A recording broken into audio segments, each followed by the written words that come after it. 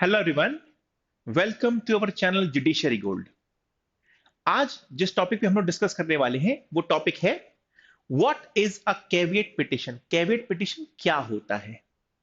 But हम इस पे डिस्कस करें इसके पहले एक छोटा सा आपको नेचुरल जस्टिस का प्रिंसिपल बताता हूं, दैट इज ऑडी ऑल्ट्रम पार्टम। Hear both the sides. इसका मतलब यह है कि कोर्ट किसी भी ऑर्डर या डिसीजन पर पहुंचने से पहले दोनों पार्टीज को सुने, दोनों पार्टीज को अवसर दे कि वो अपनी बात को कोर्ट के सामने रख सकें और उसके बाद ही कोर्ट किसी डिसीजन पर पहुंचे।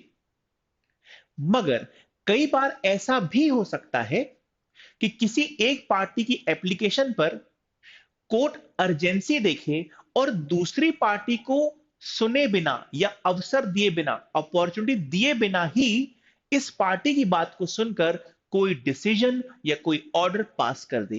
कैसा हो सकता है? हाँ, बिल्कुल हो सकता है। एग्जाम्पल, मान लीजिए मेरे घर के सामने आप एक वॉल खड़ी कर रहे हो, दीवार खड़ी कर रहे हो मेरे घर के मेन डोर के सामने। अब मैं चाहता हूं कि ये दीवार ना बने। मैंने कोर्ट में प्लेंट फाइल किया, सूट फाइल किया और इसी में एक एप्लीकेशन लगाई कि सर अर्जेंसी है। अगर आपने अभी उस दीवार को बनने से नहीं रोका तो मुझे एक इररिपरेबल लॉस हो जाएगा। मैं निकलूंगा कैसे? अपने घर जाऊंगा कैसे? तो इसीलिए आप अभी तुरंत उस दीवार को बनने से रोकिए। अब ये मैटर इतना अर्जेंट है कि कोर्ट को अगर कोर्ट सेटिस्फाइड है कि हाँ भाई ये अर्जेंट मैटर है और ऐसा हो जाएगा तो प्रॉब्लम बड़ी हो जाएगी, तो कोर्ट तुरंत दूसरी पार्टी को अवसर दिए बिना, मौका दिए बिना मेरे फेवर में ऑर्डर पास कर देगा।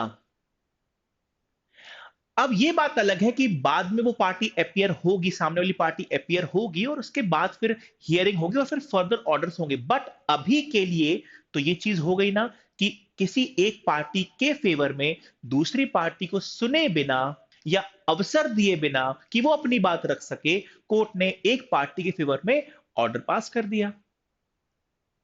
अब यहां से मैंने आपको ये चीज क्यों समझाई, कैविएट के लिए ये समझना क्यों जरूरी है, ये हम आगे डिस्कस करने वाले हैं। बट हम आगे चलें उसके पहले कुछ बातें जो मुझे आपसे डिस्कस करनी है।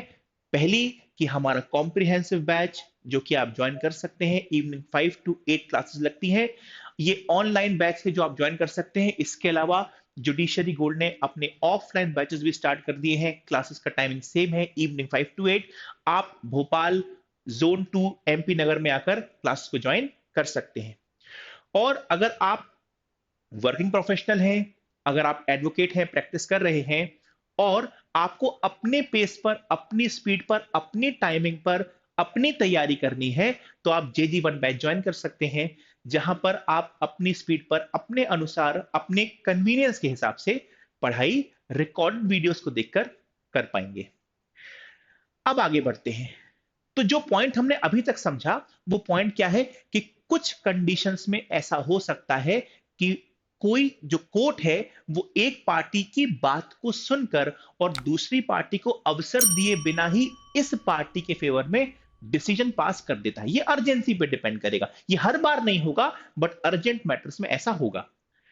अब दूसरा पहलू, कई बार, पहले तो ये समझ लेते हैं कि कोई भी अच्छा लॉ वो लॉ कहलाता है जो कि हर किसी का ध्यान रखे।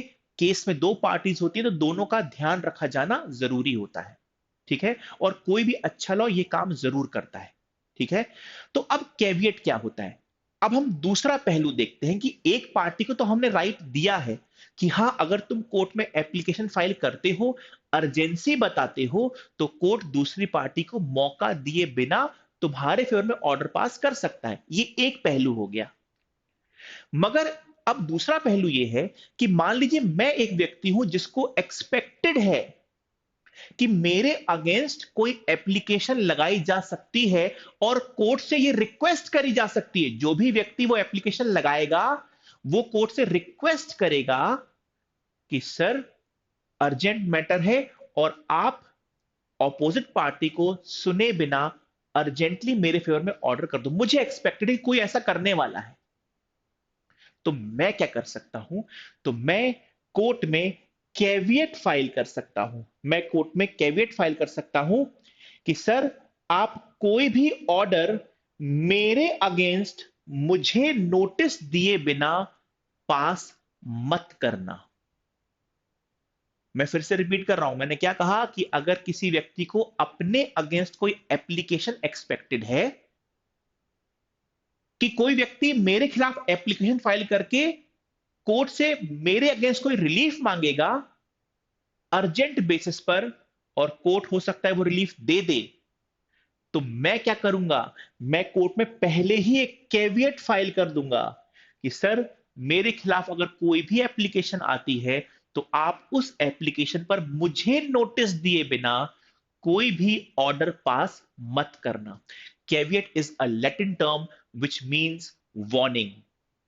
ठीक है, warning given to a court. अब क्योंकि कोर्ट है तो हम वार्निंग वर्ड यूज नहीं करते, हम रिक्वेस्ट वर्ड यूज कर लेते हैं। Caveat is a request given to the court कि सर, मेरे अगेंस्ट आप कोई भी ऑर्डर मुझे नोटिस दिए बिना पास मत करना। ये आपने रिक्वेस्ट कर दी पहले ही।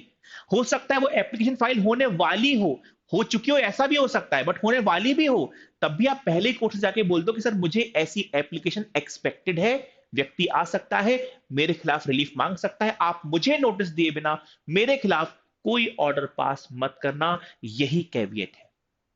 ठीक है, अगली बात कि कैविएट कौन फाइल कर सकता है, कौन कैविएट लॉन्च कर सकता है। तो कैविएट लॉन्च कर सकता है कोई भी पार्टी। प्लेंटिफ डिफेंडेंट दो लोग हैं, दोनों में से जिसको भी एप्लीकेशन एक्सपेक्टेड है अपने अगेंस्ट, वो कोर्ट में कैविएट फाइल कर सकता है, नंबर वन। अच्छा, क्या पार्टी ही फाइल कर सकता है, कोई थर्ड पर्सन फाइल नहीं कर सकता? हां, थर्ड पर्सन जो कि सूट में पार्टी नहीं भी है, वो भी कैविएट की एप्लीकेशन फाइल कर सकता है, सब्जेक्ट टू द कंडीशन कि किसी ऑर्डर से उसका कोई नुकसान हो रहा हो, कोई इफेक्ट पड़ रहा हो उस पर, तो वो अब कैविएट फाइल कर सकता है, भले ही वो सूट में पार्टी नहीं है। अगली बात कि कैविएट प्रोवाइडेड कहां पर है, सीपीसी में ये कहां दिया हुआ है, तो ये 148 ए में दिया हुआ है।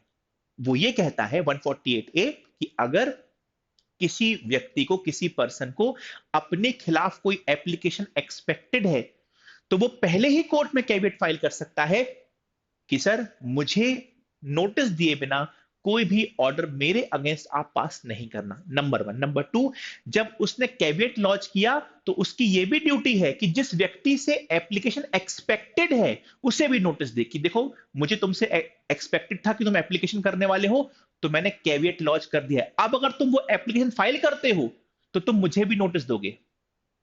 तो अब एक्चुअली में जब वो पार्टी जिससे कि एप्लीकेशन एक्सपेक्टेड है, वो जब एप्लीकेशन फाइल करेगा, तो वो अब इस पार्टी को जिसने कैविएट फाइल किया है, जो कैविएटर है, उसे नोटिस देगा कि हां, मैंने एप्लीकेशन फाइल कर दिया। तो कोर्ट तो बुलाएगा ही, वो भी नोटिस देगा। अब ये अपीयर होगा, हियरिंग होगी, और फिर कोई कोर्ट ऑर्डर पास करेगा। और इसका ऑब्जेक्ट क्या है? इसका ऑब्जेक्ट है कैविएटर के इंटरेस्ट को प्रोटेक्ट करना।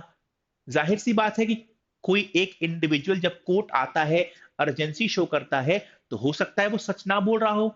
ये पता कैसे कि जो ये बात जो अर्जेंसी शो हो रही है, वो सच में अर्जेंसी है भी या नहीं?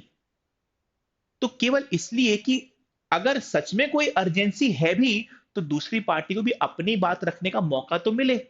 तो इसीलिए जो ऑब्जेक्ट है वो कैविएटर के इंटरेस्ट को प्रोटेक्ट करना है। ये सारी बातें जो हैं वो हमको सीपीसी के 148 में 148 ए में मिल जाती हैं। और एक सबसे खास बात, अगर आप जुडिशरी की प्रिपरेशन कर रहे हो, तो प्री का एक बहुत खास सवाल है कि जो कैविएट है वो कितने समय तक वैलिड रहता है। The answer is 90 days. Caveat आपने फाइल किया, कैविएट आपने लॉन्च किया, 90 डेज तक कैविएट जो है वो वैलिड रहेगा। ये भी 148 ए में दिया हुआ है। तो ये था कैविएट से जुड़ा हुआ पूरा डिस्कशन। 148 ए मेंस में पूरा पूरा क्वेश्चन आ सकता है, और प्री के लिए क्या जरूरी है ये भी मैंने आपको बता दिया। वीडियो अगर अच्छा लगा है तो लाइक करिए, चैनल सब्सक्राइब नहीं किया है तो सब्सक्राइब करिए। Thank you, all the best.